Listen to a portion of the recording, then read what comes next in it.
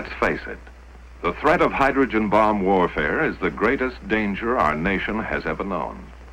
Enemy jet bombers carrying nuclear weapons can sweep over a variety of routes and drop bombs on any important target in the United States.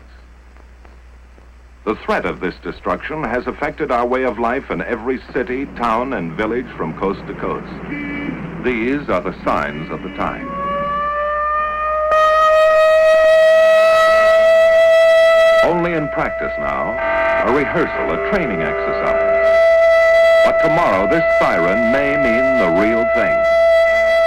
And if you hear it, as you drive in your auto, as you sit in your office, or work at your bench, wherever you are, what will you do? What will happen to you?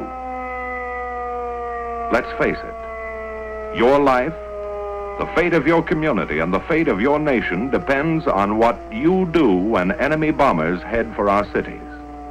And that is why civil defense was organized, to teach you how to survive in the thermonuclear age by taking shelter or by evacuating your area as directed. Civil defense will teach you how to take care of yourself, your family, and neighbors, how to get official instructions and act according to plan.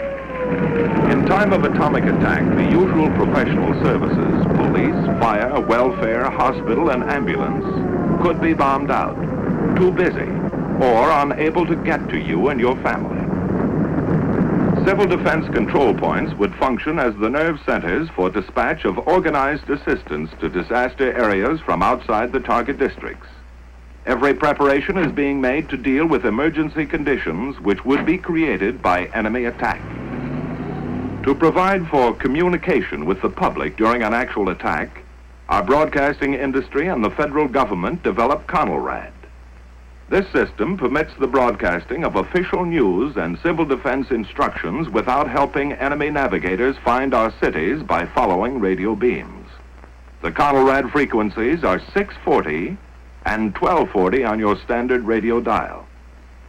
A hazard unique to nuclear warfare is radioactive fallout. Unseen, unheard, and odorless, this substance can only be detected with sensitive instruments. Special training is necessary for radiological safety experts. Their duties will be to check radiation levels in both damaged areas and probable fallout areas. When sufficient warning time can be obtained by early detection of approaching enemy aircraft, withdrawal from key target cities or fallout areas may be ordered by local civil defense authority. The instinct of survival is inherent in all of us. And national survival requires that each one of us assume his share of the responsibility. There is work to be done, and each must cooperate. Opportunities for training with the Red Cross and other groups are everywhere.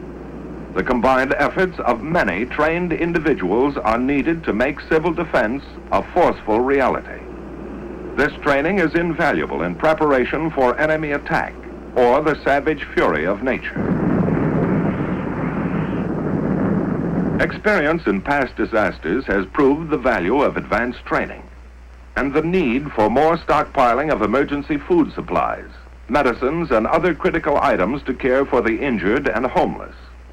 However, it was the awesome power of atomic energy as demonstrated in wartime use that brought to sharp focus the new problems concerning human survival and the urgent need for a civil defense program based on facts about the atomic bomb. Opportunities to gain this information came with the study of structures in controlled atomic tests conducted at Eniwetok Atoll in the Central Pacific.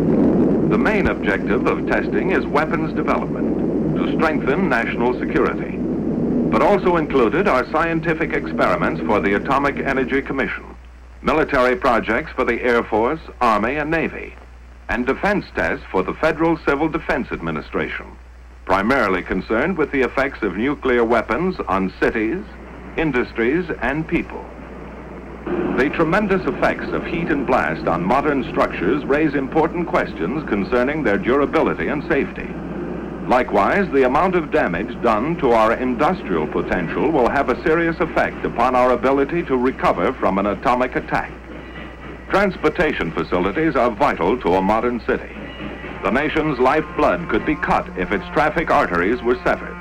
These questions are of great interest not only to citizens in metropolitan centers, but also to those in rural areas who may be in a danger zone because of radioactive fallout from today's larger weapons.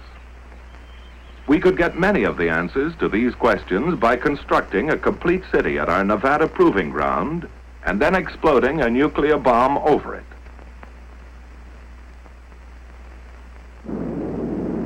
We could study the effects of damage over a wide area, under all conditions, and plan civil defense measures accordingly. But such a gigantic undertaking is not feasible. Instead, we build representative units of a test city, with steel and stone and brick and mortar, with precision and skill, as though it were to last 1,000 years. But it's a weird, fantastic city, a creation right out of science fiction. A city like no other on the face of the earth. Homes, neat and clean and completely furnished, that will never be occupied. Bridges, massive girders of steel spanning the empty desert. Railway tracks that lead to nowhere, for this is the end of the line.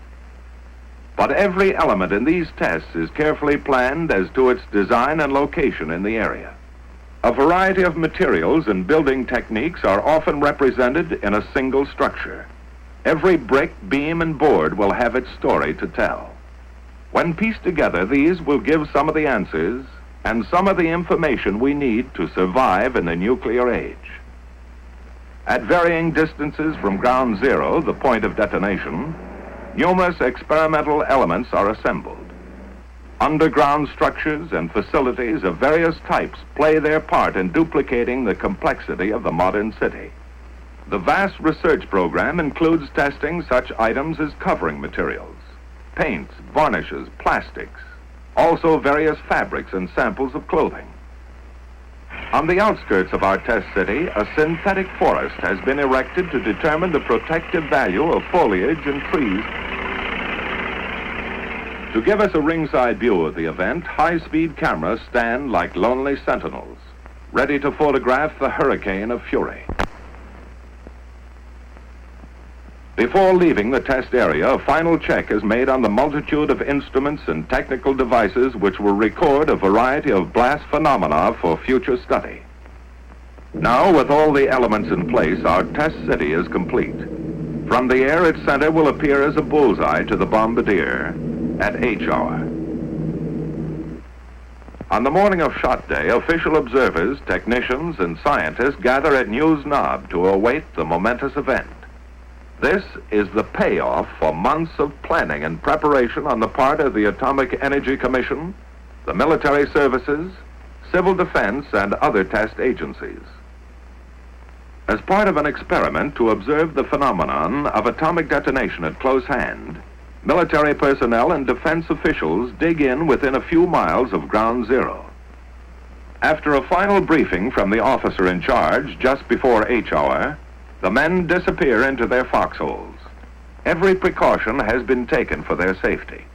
They're told to crouch low, shield their eyes, and remain down until the signal to rise is given. Now the moment of greatest anxiety, waiting those last few seconds.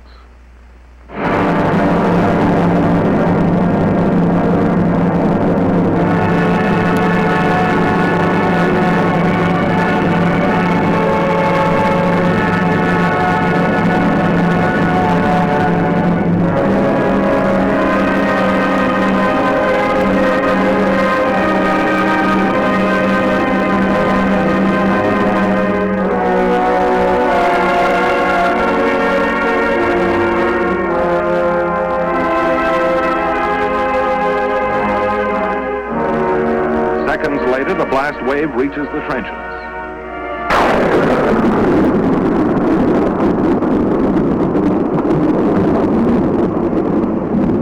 As the tower of smoke and flame looms overhead, one thought is uppermost in all minds. Now it's over. The fury of it had stunned some, but not one was injured. High above, the smoke ring, puffed by atomic breath, rises skyward, watched by the men who had faced it. A scouting party takes the first look at the scattered wreckage of the test city. The imprint left by the hurricane of fire and blast remains here for us to read and analyze. From studies of ruins and damage such as this, we get the hard-to-come-by knowledge that helps us form rules for survival in modern warfare. While only atomic bombs are tested in Nevada, the results can be scaled for the larger, far more powerful thermonuclear weapons. A hydrogen bomb will destroy a greater area than the atomic bomb and will release more dangerous radioactive materials. But the problems of rescue caused by blast and fire along the periphery of damage remain the same. In these fringe areas, civil defense training can save many lives, lessen damage from secondary fires, and help establish emergency facilities. Now in a helicopter, the radiological safety men measure the amount of radiation. When readings indicate safety for human beings, the troops are led in for a tour of the area. By double-checking with Geiger counters every inch of the route, men can now enter safely and confidently areas spotted with radiological contamination, an indication of the progress made in understanding atomic hazards. And thus, each test adds to our growing fund of knowledge. For it is only by investigating and experimenting that we get the facts to keep our military and civil defense program up to date and effective. Every bit of twisted steel makes its contribution. Blackened ruins and ashes of a structure add another chapter. The shattered wreckage of a dwelling offers an eloquent testimonial. Piece by piece, like the parts of a jigsaw puzzle, our story is assembled, analyzed, and evaluated. Then the survival facts are made available to you through your local civil defense program. In the thermonuclear age, civil defense, like military defense, must be flexible. It must develop and grow, even as the forces that threaten our existence. And so until men of goodwill have turned this awesome power to peaceful uses, let us recognize the threat to our way of life, the threat to our survival, and let's face it.